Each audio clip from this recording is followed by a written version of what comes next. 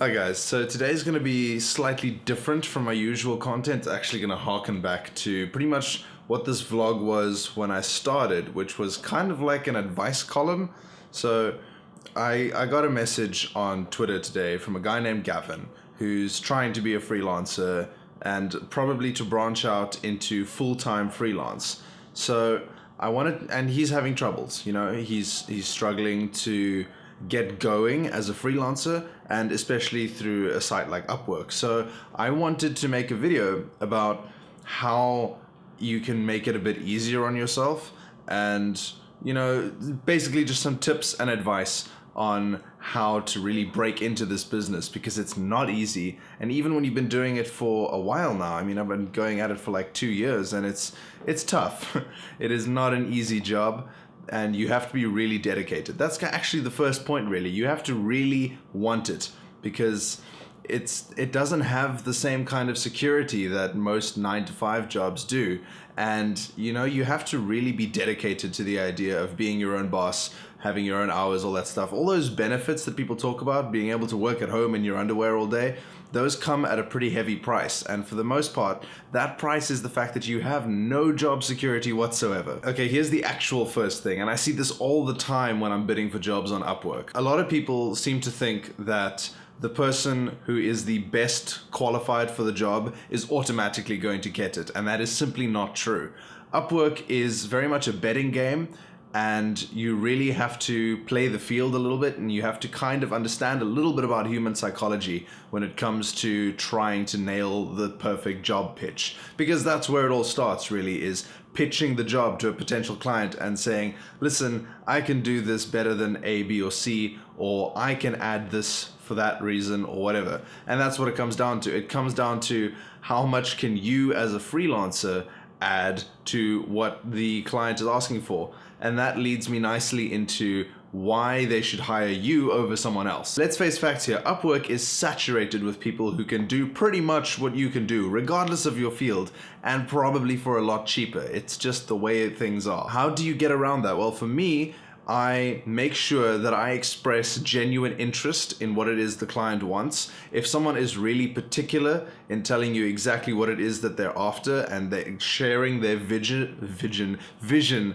of what they want from a job, it means that they're invested. And if you, in your writing of your pitch, can show that you are equally invested in giving them the perfect final product, whether that's a website, a piece of writing, a video, whatever, then they're much more likely to hire you. A good example is that I did a martial arts profile for a guy a little while ago, and there were definitely people who were better qualified to make the video than me.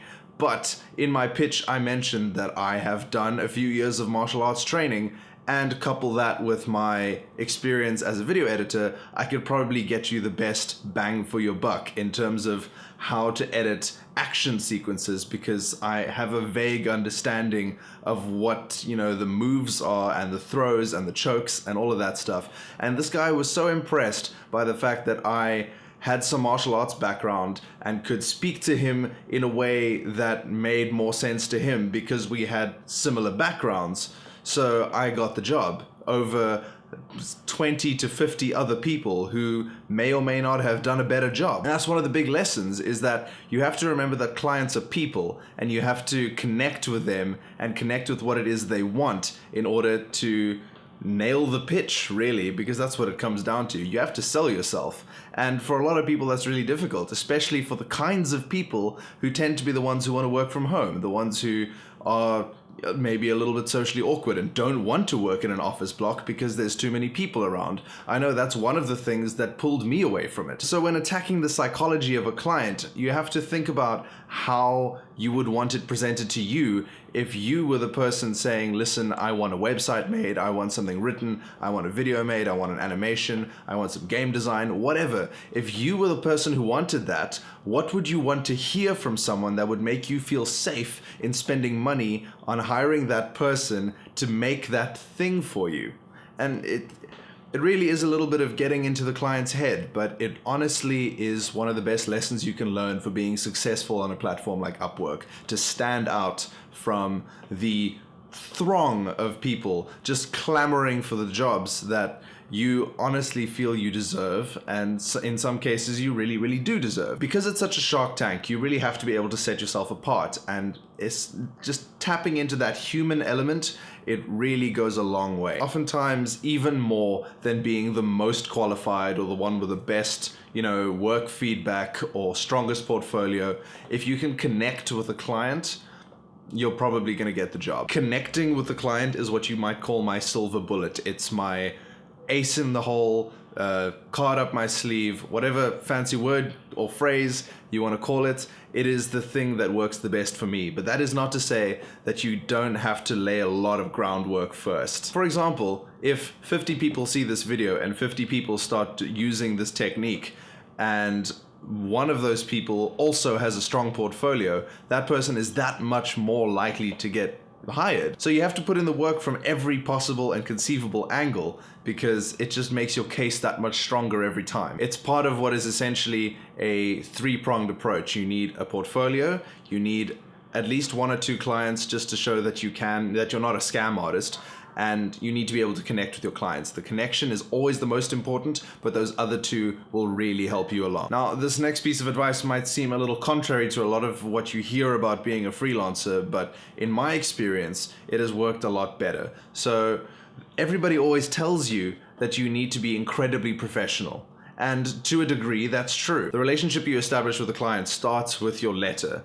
And if you start that letter with "to whom it may concern," or something incredibly formal like "dear sir" or "madam," or something along those lines, the problem with it being incredibly formal is that it's also incredibly impersonal. And that's just one more way to disconnect from the client, which is obviously not what you want if you want to follow the technique of humanizing your client, or adding a human element to yourself in terms of the client, because you're really just a name on a screen to them until you connect later in the process of getting the job. So it may seem counterintuitive, but rather than starting your pitch with "dear sir" or "madam," or "to whom it may concern," start with "hi there." I kid you not, this technique has gotten me way more jobs than I thought possible. Starting my letters with something incredibly informal and often really happy has really worked. And it's a great way to show extra connection. For example, I had to make a video for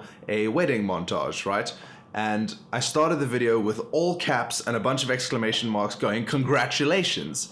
So aside from the fact that I'm clearly not just some drone typing out a form letter, I'm also showing them that I'm happy for their special occasion. And I got the job because I connected with the client and I showed that I'm clearly, slightly more human about what it is that I do. And people feel assured by that kind of thing. It all comes down to connecting with people on a very basic psychological level.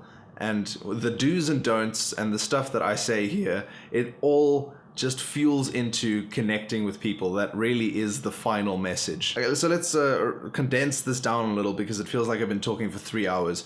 Connect with people by finding out what it is exactly what they want. Ask questions. Questions are the best thing, because it shows the client that you are trying to get invested. If their job posting is already super detailed and you don't even need to ask any questions, just make it clear to them that you have read everything and that you are invested in getting them the best possible version of this thing that they want. And then don't be a robot. I've had so many people respond to me saying, "Thank you for not sending me a boilerplate standardized message," and actually connecting with my job and what I want. Understand that clients are just like you. They are people who need something done, and they need to feel they can trust someone to do it. Often in our minds that equates to only the very best person with the greatest track record can do it, but it's much, much simpler than that. People need to feel safe with you. However you choose to go about getting your clients and getting their business, the end result has to be that they feel safe with you. And I promise you, your freelancing career will dramatically improve, as mine has. That is all for today. I'm sorry for such a long video, but I felt that it's a really important point to make, and I'm seeing more and more people trying to get into the freelancing field, as they should. It is a great way to earn a living, especially if you're passionate about what you do. So there's some advice. I hope it helps. If you have any questions for me, please comment on this video. Send me messages on Twitter like Gavin did. Thank you so much, Gavin. I didn't know what I was going to make a video about today, and this really helped. So thank you.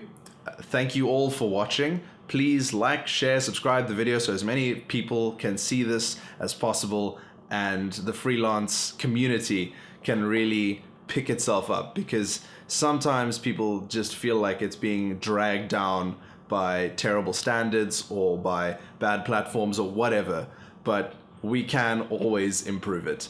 So again, thank you, and I'll see you tomorrow.